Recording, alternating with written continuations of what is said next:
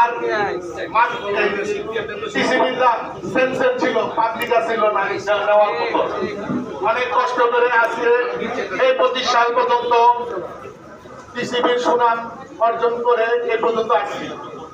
এখন আমাদের করণীয় প্রধান উপদেষ্টা ও বাণিজ্য উপদেষ্টার কাছে আমাদের টিসিবির স্মারকলিপি দেওয়া উচিত। আমি আমার ব্যক্তিগত অভিমত করছি।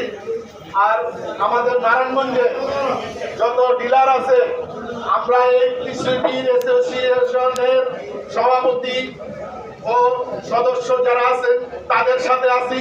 আমাদের যখন ডাকবেন আমরা নারায়ণগঞ্জ থেকে চলে আসবো, আধা ঘন্টা সময় লাগবো আমার আসতে, আমাদের নারায়ণগঞ্জের লোকজন।